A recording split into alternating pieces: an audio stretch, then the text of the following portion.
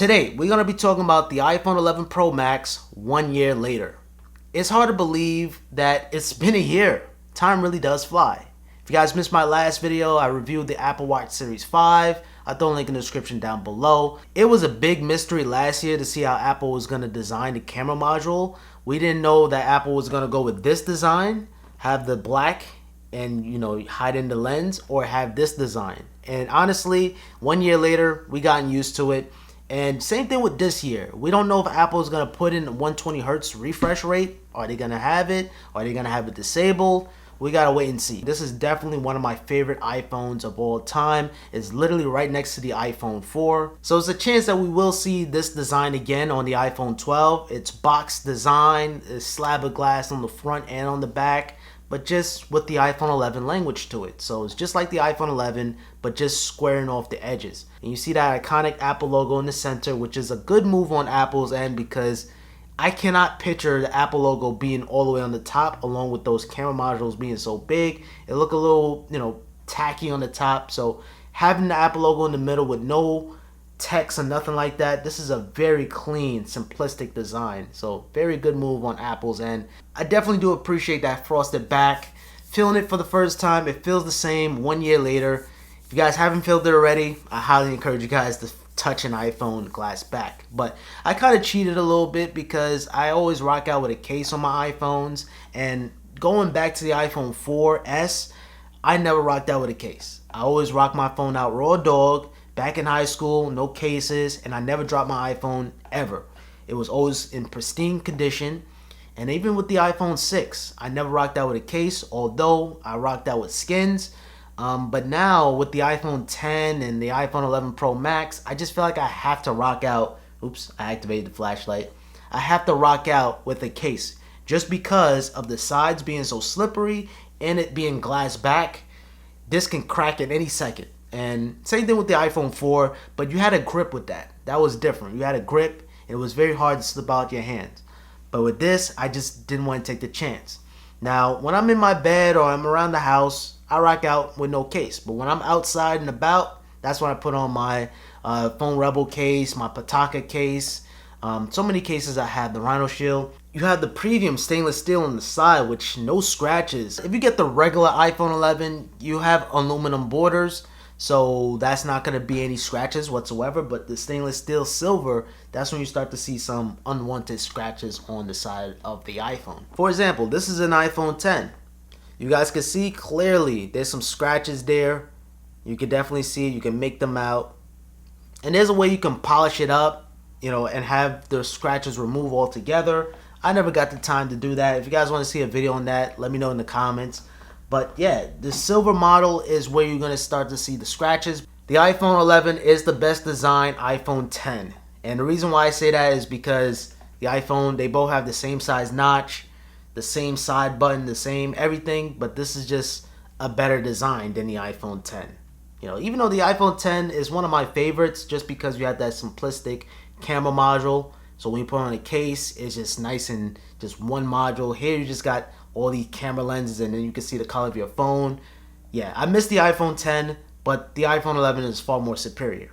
So moving on from that, we have the display. This is packing a 6.5-inch OLED display, and this is HDR supported.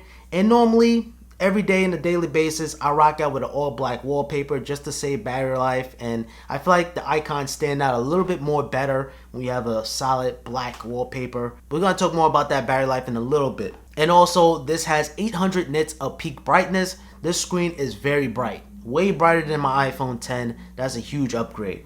And Apple is calling this the XDR Pro display. The reason why I went with the 11 Pro Max instead of just the regular iPhone 11 Pro is just because of the screen size. Coming from the iPhone 10, which has a 5.8-inch display OLED too as well, switching to a 6.5-inch is more of an upgrade. It's more of a refreshing experience just because of that screen size. Now, reaching on top of the screen is a little tricky for me. I don't have massive hands. I would say I have medium or maybe even small to some hands.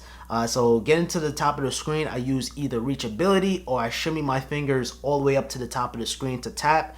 Although that's a little risky because you could risk dropping your phone. Samsung did develop these displays for Apple, and Apple definitely did fine tune it for the iPhone, so it's more natural, not as punchy colors. The cameras on this is game changing. Apple knocked this one out the park. This is easily the best camera phone on the market.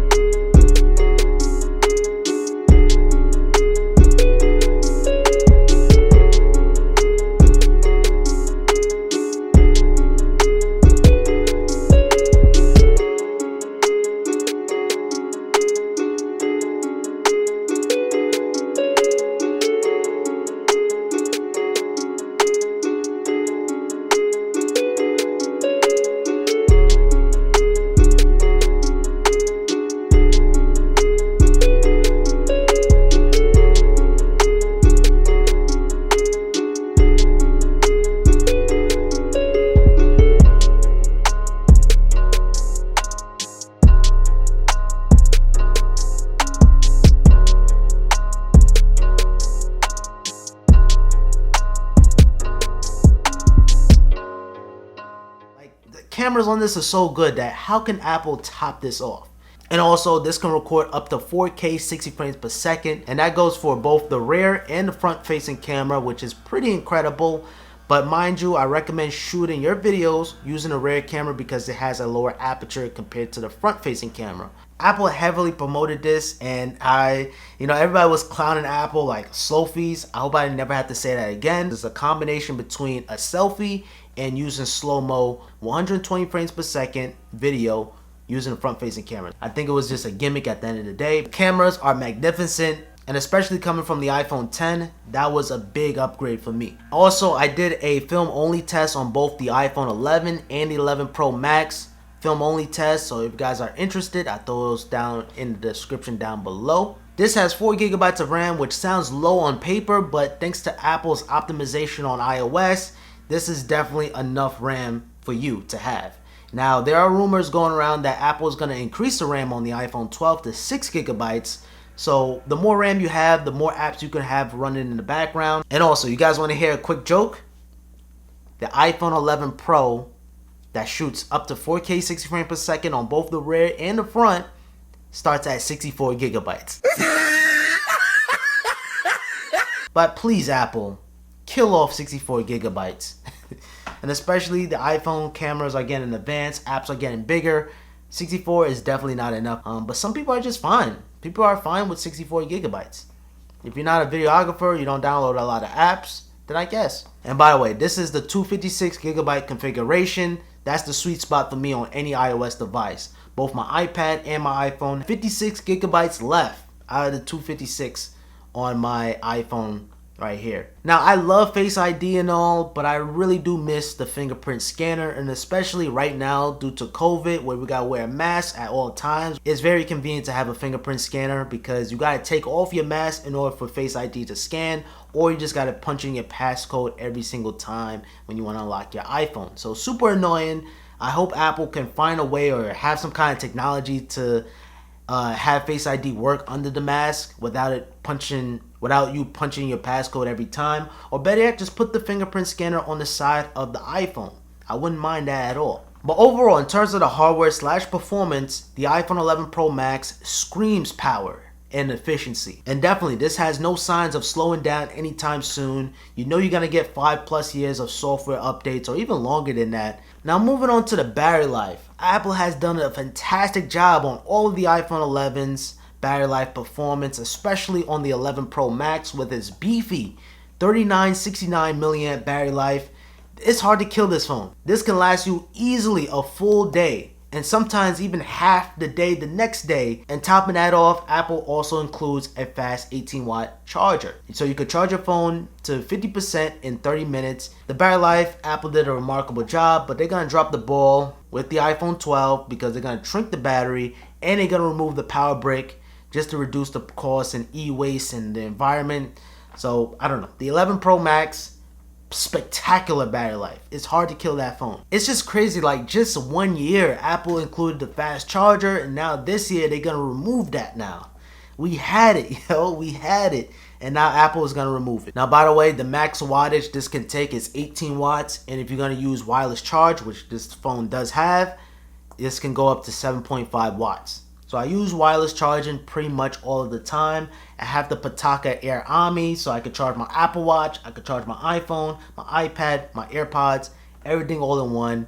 Alright, here are these speakers, guys. These speakers are just next level, man. Alright, so max volume. Here you guys go.